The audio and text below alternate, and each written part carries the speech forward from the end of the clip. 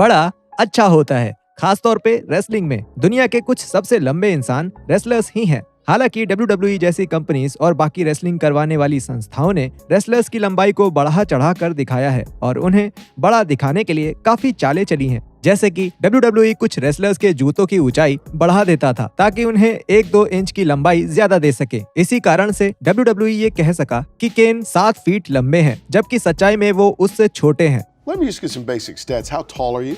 I'm about 6'8". साथ ही wrestlers की लंबाई उम्र बढ़ने के साथ साथ कम भी हो जाती है, खास तौर पे अगर उन्हें घुटनों की सर्जरी हुई हो तो। इन सब को ध्यान में रखते हुए हमने पुराने डेटा को खंगाला और एक लिस्ट बनाई आज तक के सबसे लंबे रेसलर्स की। नंबर 20 और नंबर 19 पर हैं बिग कैस और कमांडर एजीज। ये दोनों WWE रेसलर्स काफी बड़े हैं, जिनकी लंबाई 6 फीट और 9 इंच है। शायद आप कहें कि ये सच नहीं हो सकता है, क्योंकि जब भी बिग कैस आते थे तो एंजो अमोरे ये कहते थे, This is Big Cass, and he's 7 foot tall, and you can't teach that. लेकिन एक इंटरव्यू के दौरान बिग कैस ने अपनी असली लंबाई बताई। What's your shoot height? Shoot height 6'9". Okay. Commander aegis की लंबाई 6 फीट 9 इंच है और ये हमें उनके फुटबॉल के आंकड़ों से पता चलता है, जो कि उन्होंने WWE में शामिल होने से पहले खेला था। आप 18वें सबसे लंबे रेसलर को जानते होंगे, लेकिन शायद 17वें को नहीं। केविन नैश और मैट मॉर्गन दोनों ही 6 फीट 10 इंच लंबे हैं। नैश की लंबाई थोड़ी कम हुई है क्योंकि उनकी काफी सारी सर्जरीज हुई हैं, लेकिन अपने दौर में बिग सेक्सी 7 फीट का होने से सिर्फ 2 इंच दूर थे, जिसके कारण उनके 7 फीट के होने का दावा भरोसा करने लायक था। मैट मॉर्गन ने 2000 के दशक में बहुत कम समय के लिए WWE में रेसलिंग की थी, लेकिन उन्हें उनके TNA में बिताए गए समय के लिए ज्यादा याद किया जाता है। द ब्लूप्रिंट काफी हद तक बिग के आंखों में देखते हुए खड़े होते थे और WWE में आने से पहले के उनके बास्केटबॉल के आंकड़ों के मुताबिक वो सच में 6 फीट 10 इंच के थे। हमारी लिस्ट में अगले हैं नंबर 16 पर कर्गन। इस विशालकाय रेसलर ने WWE में अपनी शुरुआत 1997 में ट्रुथ कमीशन के सदस्य के तौर पे की थी। हालांकि कर्गन को उनकी सबसे बड़ी सफलता दी ऑडिटिस के सदस्य के तौर पे मिली। बदकिस्मती से उनका WWE चीयर्स ज्यादा लंबा नहीं चला और 1999 में खत्म हो गया। ये शर्म की बात है क्योंकि कर्गन सच में 6 फीट और 11 इंच लंबे थे। उनका रेसलिंग करियर अचानक खत्म हो गया, लेकिन कर्गन को एक्टर के तौर पे काफी सफलता मिली और वो डेडपूल 2 जैसी फिल्मों में दिखे।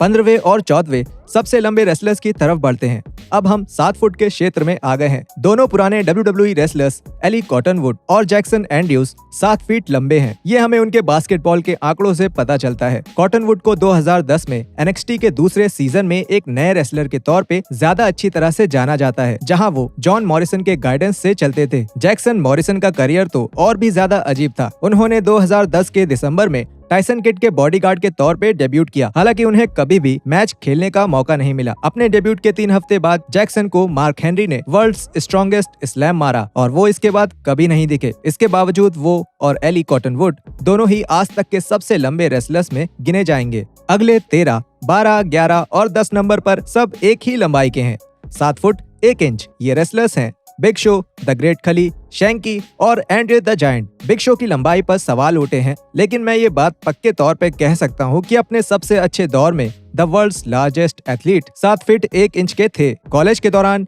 बिग शो की यही लंबाई थी और ये कहा जा सकता है कि वो WCW में अपने डेब्यूट के समय पर इतने ही लंबे थे। जैसे जैसे बिग शो का वजन बढ़ा और उनकी सर्जरी हुई तो उनकी लंबाई थोड़ी कम हो गई। इसी कारण से ग्रेट खली बिग शो से थोड़े लंबे लग रहे थे जब दोनों ने एक दूसरे को 2008 में घूरा था। बेशक खली की लंबाई भी उनकी उम्र के बढ़ने के साथ कम हुई है और वो भी अब उतने लंबे नहीं हैं जितना कि वो पहले हुआ करते थे। और खली की बात करें तो उनके स्टूडेंट शैंकी अभी WWE के रोस्टर में सबसे लंबे लोगों में से एक हैं। शैंकी की लंबाई खली के बराबर ही है और एक दूसरे विशालकाय रेसलर ओमस के सामने उन्हें देखना काफी हद तक इस बात पे भरोसा भी दिला देता है। हालांकि ये रेसलर्स फेमस तो हैं, लेकिन कोई भी एंड्रे द जायंट की बराबरी नहीं कर सकता। एंड्रे एक आइकन थे रेसलिंग में भी और उसके बाहर भी, लेकिन उनकी लंबाई हमेशा सवालों के घेरे में रही। किसी ने दावा किया कि वो 7 फुट 4 इंच के थे, लेकिन वो सही नहीं था। 2020 में रिलीज हुई एक बुक जिसका नाम the true story of Andre the giant था। उसमें एंड्रे के पासपोर्ट की तस्वीर थी जिसमें उनकी लंबाई 2 मीटर 18 सेंटीमीटर थी, या ये कहें कि 7 फीट 1 इंच से थोड़ी ज्यादा। लेकिन हमें ये बात ध्यान रखनी चाहिए कि एंड्रे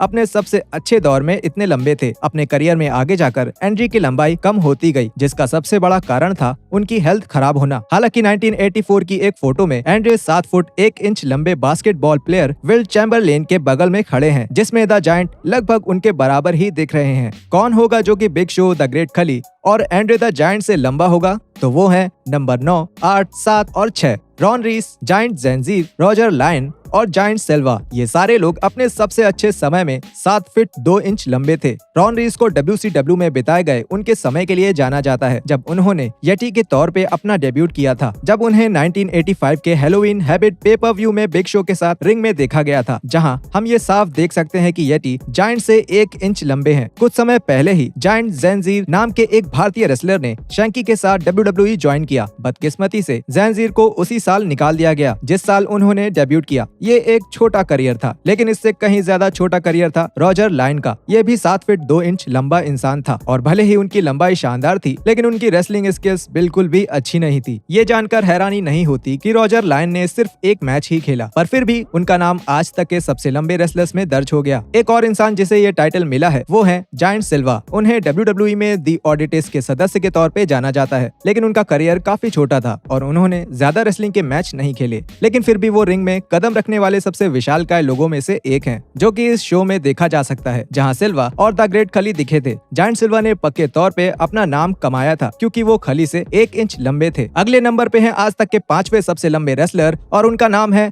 ओमोस।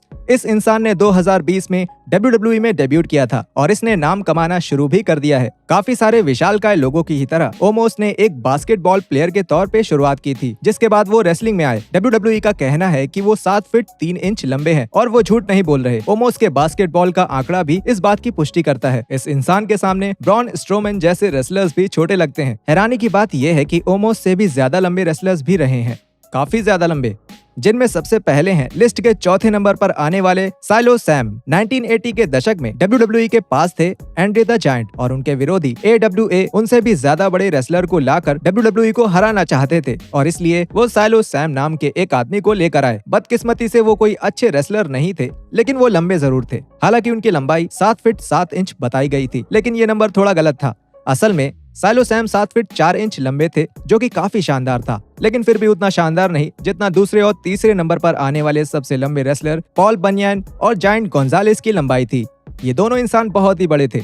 जायंट गोंजालेस को 1993 में अंडरटेकर के साथ उनकी लड़ाई के लिए सबसे ज्यादा जाना जाता है। ये देखना कि द डेड मैन उनके सामने कितने छोटे लगते थे साबित करता है कि वो कितने ज्यादा बड़े थे। पॉल बनियन, जिन्हें मैक्स पाल्मर के नाम से भी जाना जाता है, उन्हें ज्यादा लोग नहीं जानते क्योंकि उन्होंने ज्यादातर 1950 के दशक में रेसलिंग की थी और इस विशालकाय रेसलर की बहुत कम फोटोज और वीडियोस देखने को मिलती हैं। जायंट गोंजालेस और पॉल बनियन दोनों की लंबाई को बढ़ा चढ़ाकर बताया जाता है। कुछ लोग कहते हैं कि वो 8 फीट या उससे ज्यादा ही लंबे हैं, लेकिन असल में वो अपने सबसे अच्छे समय में 7 फीट 7 इंच लंबे थे, जो कि अपने आप में काफी ज्यादा है, लेकिन उतना ज्यादा भी नहीं जितना आज तक के सबसे लंबे रेसलर की हाइट है। पहले नंबर पर है द विलो बंच जायंट। 1881 में विलो बंच सैस्कैचुअन में पैदा हुए एडवर्ड बिप्रे न सिर्फ आज तक के सबसे लंबे रेसलर थे, बल्कि आज तक के सबसे लंबे इंसानों में से भी एक थे। उन्होंने सबका ध्यान अपनी ओर तब खींचा जब उन्होंने अपनी लंबाई का इस्तेमाल रेसलिंग में किया, विलो बंच जायंट के नाम से। दुखद रूप से 1904 में 23 साल की उम्र में ट्यूबरक्लोसिस से लड़ते हुए उनकी मौत हो गई। हालांकि विलो बंच जायंट की लंबाई पर काफी बहस हुई, लेकिन रिपोर्ट्स के मुताबिक उनकी मौत के समय पर